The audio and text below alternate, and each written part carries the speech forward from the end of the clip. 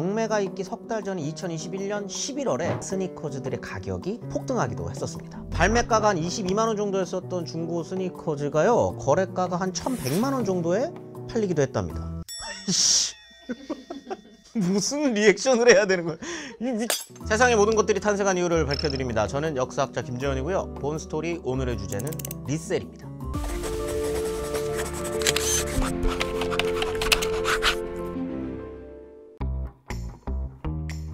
지난 6월에 우리나라의 파이브가이즈라는 햄버거 브랜드가 개점했습니다. 미국 3대 수제 햄버거 브랜드라고 알려져 있는데요, 한번 맛보려는 사람들로 정말 장사진을 이뤘다고 합니다. 오픈 당일에는요, 비가 오는데도 개점 시간 전부터 300~400여 명이 줄을 섰다고 알려져 있죠. 그런 와중에 한 커뮤니티 사이트에 눈길을 끄는 게시물이 올라왔습니다. 해당 브랜드 햄버거를 리셀한다는 내용이었는데요, 매장에서 구매하면 한 4만 원을 조금 넘는 가격이었는데요, 웃돈을 얹어서 10만 원에 판매하길 희망한다고 했답니다. 여기서 리셀, 그러니까 되팔이라고 하면 일반적으로는 한정판 제품이나 희소성이 있는 상품을 사고 파는 행위를 말합니다. 얼핏 중고거래처럼 여겨지기도 하지만요, 리셀은 오히려 웃돈을 주고 산다는 게 다른 점이라고 할 수 있습니다. 이 리셀되는 물건의 종류도 무척 다양한데요, 물론 식품이나 주류는 판매 허가라든지 면허가 있어야 하고요, 그 외에도 옷이나 신발, 가방 같은 패션 아이템부터 가전, 음반, 일종의 사은품들까지 실내에서 재배하는 식물들이나 작은 생물들을 길러서 대파는 경우도 있습니다. 아무튼 인기 아이템이라면 그 어떤 것이라도 거래 물품이 될 수 있는 거죠. 특히 샤넬이나 롤렉스처럼 고가의 명품 브랜드는 돈이 있어도 구매하기 힘들다, 지금 사는 것이 가장 싸다라는 평가를 받곤 합니다. 그래서인지 이런 물건들은 시세 좋을 때 리셀할 수도 있으니 재테크한다는 개념으로 구매하는 사람들이 있다고 합니다. 이걸 일명 샤테크 혹은 롤테크라고 부른다고 하죠. 이런 거래들이 초기에는 해당 브랜드의 매니아들을 중심으로 커뮤니티 사이트나 개인 간 비공식 거래를 통해서 소규모로 이루어졌었거든요. 그런데 최근에는 한정 판매 제품들을 대량으로 구입해 판매하는 전문 리셀러도 어렵지 않게 찾아볼 수 있습니다. 국내에서 리셀 상품을 찾는 사람들도 크게 늘어나고 있는 추세라고 하는데요, 네이버 자회사인 스노우에서 2020년부터 제공하고 있는 리셀 중개 서비스 크림의 경우에는 2021년 2월 기준으로 어플리케이션을 설치한 이용자가 약 22만 명 정도였습니다. 그런데 2022년 2월에는 앱 설치자가 약 64만 명으로 늘어났습니다. 단 1년 만에 3배 정도 늘어난 셈인데요, 리셀 제품을 구매하거나 판매하는 목적뿐만 아니라 한정판 상품의 발매 정보라든지 리셀 상품의 시세를 확인하는 등 리셀에 대한 사람들의 관심이 빠른 속도로 늘어나고 있다는 걸 알 수 있습니다.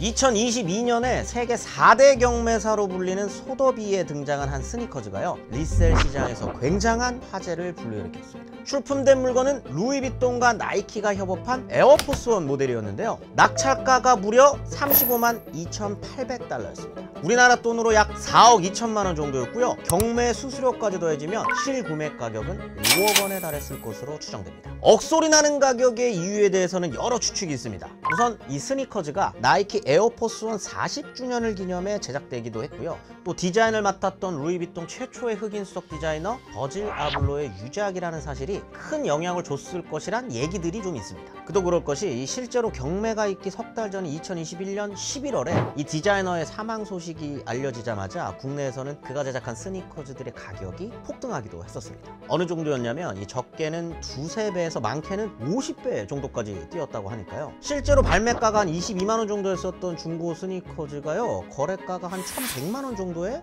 팔리기도 했답니다. 무슨 리액션을 해야 되는 거야? 아무튼 이 사례만이 아니더라도 스니커즈의 세계는 오늘날의 리셀 문화로 논할 때 빼놓을 수 없는 세계입니다. 미국의 경우에는 리셀 시장이라는 것이 시작된 계기를 나이키의 에어조단이라고 보거든요. 지금도 인기 있는 에어조단 시리즈는 1980년대 나이키가 프로농구 선수 마이클 조던과 손을 잡고 출시해 시작했습니다. 이 협업을 시작할 때까지만 해도 신인이었던 마이클 조던이 농구 왕제로 성장해 나가면서 에어조단의 인기도 날로 더해져 갔습니다. 그 중에서도 가장 처음 만들어졌던 에어조단 1은요, 근래에도 종종 경매 시장에 등장해 억대 몸값을 자랑하기도 합니다.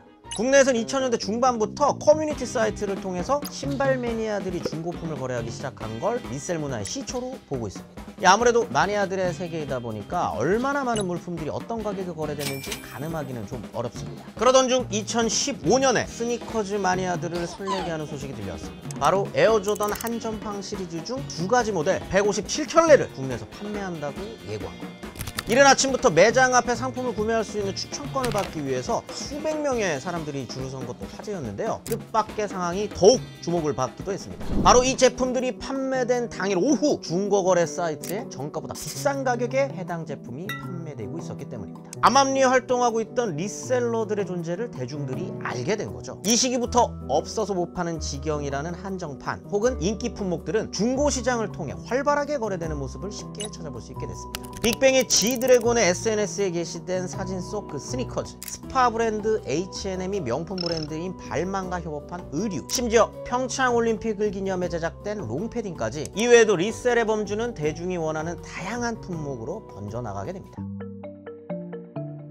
예전에 커피 전문점 스타벅스의 여름 증정품 행사가 한바탕 화제가 된 적이 있었는데요. 음료 17잔을 마셔서 프리퀀시를 완성하면 증정품이 제공됐는데요. 이게 선착순이다 보니 이벤트 첫날부터 줄서기 경쟁이 과열되었던 거죠. 심지어 어떤 사람은 한 매장에 무려 음료를 680잔이나 주문하고 증정품 17개를 수령해 간 사실이 SNS를 통해 알려지면서 논란이 되기도 했습니다. 게다가 한편에서는 이 증정품들이 중고거래 사이트에서 판매되고 있어서 진짜 소비자들이 피해를 입는 것이 아니냐 라는 비판의 목소리도 있었습니다. 실제로 전문가들은요, 리셀 시장이 급격하게 성장하면서 요즘 소비자들이 희소성 있는 제품에 대한 관점을 이전과 달리 보고 있다고 평가하기도 합니다. 말하자면 물건을 소유하는 목적을 미래 가치를 고려한 투자 수단으로 본다는 거죠. 예를 들면 당장 물건을 구매한 직후에 SNS를 통해 구매 사실을 알리는 건 그 자체만으로 나라는 사람의 정체성을 표현하고 인정받을 수 있는 기회라고 여긴다는 겁니다. 그리고 시간이 지나 이 물건의 값어치가 상승할 경우 웃돈을 주고 판매해 실제적인 이득까지 꾀할 수 있게 되는 거죠. 하지만 그야말로 오픈런까지 해가며 불타오르던 리셀 시장이 올해는 꽤나 주춤하는 모습을 보이고 있습니다. 리셀 플랫폼 크림에 따르면 한때 결혼 예물백으로도 유명했던 샤넬의 인기 제품들도 리셀 시장에서 정가보다 더 낮은 가격에 거래되고 있다고 하거든요. 뿐만 아니라 일명 범고래라고 불리며 너도나도 신던 나이키의 덩크로우는 한때 리셀가가 정가의 2배가 넘는 30만 원이나 됐었지만요, 이제는 거의 정가 수준으로 팔리고 있다고 합니다. 업계에서는 리셀 시장의 열기가 사그라든 이유에 대해서 불확실한 경제 전망과 팬데믹 이후 해외여행의 활성화를 꼽고 있습니다. 하지만 그보다 더 주요한 이유로 꼽는 요인이 있습니다. 바로 명품의 희소성이 사라졌다는 거죠. 과거에는 큰 경제력을 가진 소수만 들고 다녔던 제품들이 이제는 너도나도 들고 다니는 흔한 물건이 돼버린 거죠. 그러니 희소함의 가치로 명품을 소비하던 사람들은 이전 같지 않은 명품의 위상에 굳이 웃돈까지 져가며 구매할 필요가 있을까 하면서 소비를 망설이거나 포기하게 된다는 겁니다. 지난해 국내 롤렉스 일부 공식 매장들은 리셀 금지 정책을 펼쳤습니다. 때문에 시계 구매자들에게 구매한 시계를 팔지 않겠다는 동의를 받기도 했다고 하는데요. 또 나이키 코리아는 한정판 운동화를 판매하는 전용 앱을 국내에 출시하기도 했습니다. 그동안 모처로 흩어져 판매됐던 자사 운동화 판매 창구를 일원화하겠다는 거죠. 사람들은 나이키의 이런 행보가 기존의 마니아들을 보호하고 리셀에 대해서는 강경하게 대응하겠다는 취지로 해석된다고 합니다. 어느 한쪽에서는 재판매를 막고 또 한쪽에서는 재판매를 하려는 틈 사이에서 과연 리셀 시장은 어떤 결론에 도달하게 될지 앞으로의 기추가 주목되는 부분입니다. 리셀에 대한 여러분들의 생각은 어떠십니까? 저는 다음 주에 더 흥미로운 탄생의 이야기로 찾아오겠습니다.